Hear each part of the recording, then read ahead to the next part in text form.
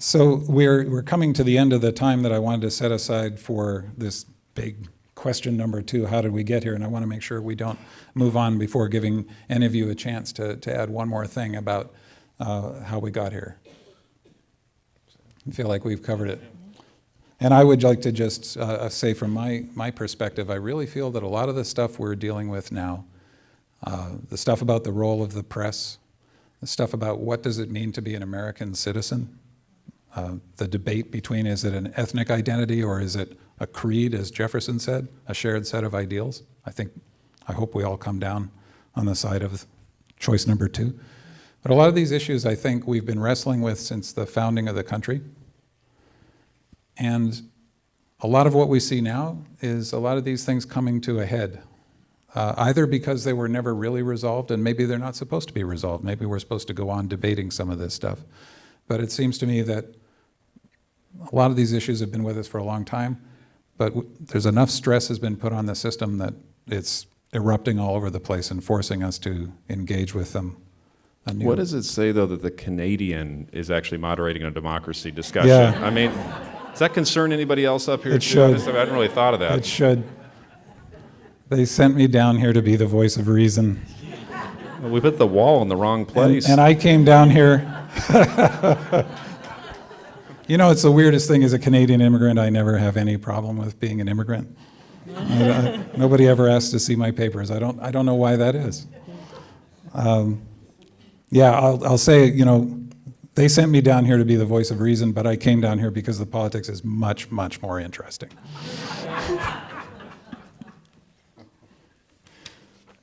So now we get to our Q&A section of the evening.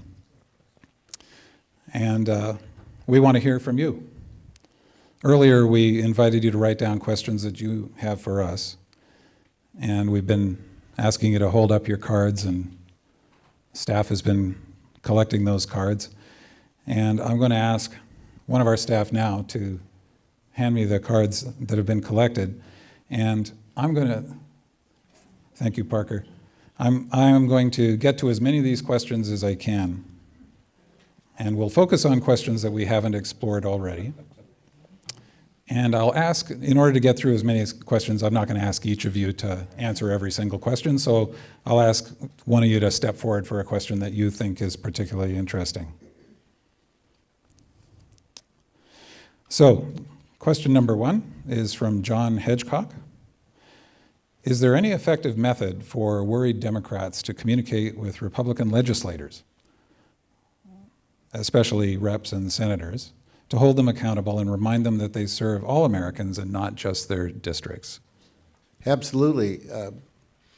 The best way to begin it is to look at their bio, and which is online. Every member elected official has a bio, and try to find something in common. You know, maybe a state or a university, or maybe children the same age, or whatever. There's something in that bio that you can say, I can break the ice with that person. And it's really important, I think, to make sure that if you want to really get access to them, you have to be from their district, his or her district. Because I didn't have time when people from Bakersfield would come into my office. I'd very nice to them, but I wouldn't spend my time with them when there were people from Watsonville waiting to get in to see the office. They got the priority. So people like to hear from their own constituencies. Why? Because in Congress and in the California State Assembly, the contract for renewal is up every 2 years. And you're always aware of who's from your district. You don't know whether they're a voter, but you assume that if they're an adult, they can vote. You never really ask them what their party affiliation is. Sometimes they'll tell you, but that's really irrelevant. And just tell the stories of why you're concerned about a vote they take. I think if you just sort of generally don't like anything you do, or you support the NRA and I don't, that's not really going to communicate. Try to find something that you feel is broken that they have to address, and communicate why you think they ought to address it the way you see it. It's important to stay engaged, to write people. Somebody said, well, is it more important if you write a hand note or versus an email versus a phone call? Offices are just taking down the numbers. They want your address, so they'll ask you, what's your address, because they want to respond to it. But communicating that's usually effective when you're having an important vote, a massive vote that's going to be taken, and everybody's on edge as to how you're going to vote. We do listen to our constituency, and we do add up the numbers. And it matters, right? Those numbers matter. If people aren't getting calls about an issue, then it doesn't carry as much weight. Most of the bills we vote on, we get no mail on. Most, because then you don't see it in the press because it's not controversial, so why report it? Mm-hmm. Mm-hmm. Our next question is from Bill Coker. Which is the bigger threat to American democracy, partisan politics or abdication of the separation of powers, checks and balances? No. State that again. So which is the bigger threat to American democracy, partisan politics or abdication of the separation of powers? And I think by abdication, I imagine Bill means, for example, Congress not playing enough of a role to check the power of the president. Well, I think you can use that check and balance to abuse, where you just become a gotcha hearing.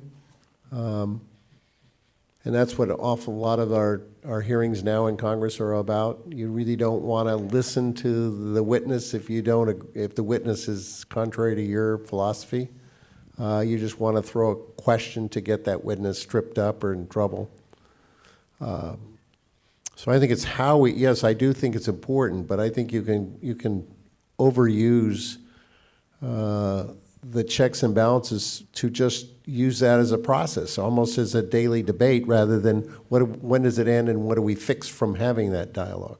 I heard a congressman refer to it now as saying we have separation of parties, not separation of powers. Adrienne, you wanted to say something? Yeah, I actually think the biggest risk is abdication of your responsibility as a citizen, right? And I'm all for marches. I think marches are great. I probably wouldn't be sitting up here on this stage had it not been for some marches some decades ago.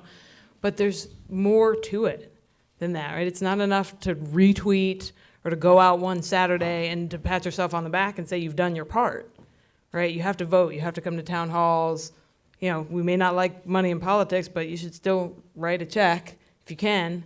So I think that's the biggest risk, is that people sort of throw their hands up and disengage or don't engage in meaningful, truly meaningful ways. Van Jones likes to say that there are a lot of folks who love to march, but they don't like to get out the vote, because the hard work of getting out the vote, that's the non-glamorous part, but it's the important part. They get really engaged about an issue, maybe the vote still goes the other way and then they just give up, or they vote just once. They get really active for Senator Sanders, for example.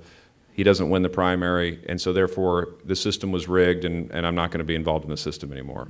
I don't understand that. You need to change the system from the inside. You got to keep going.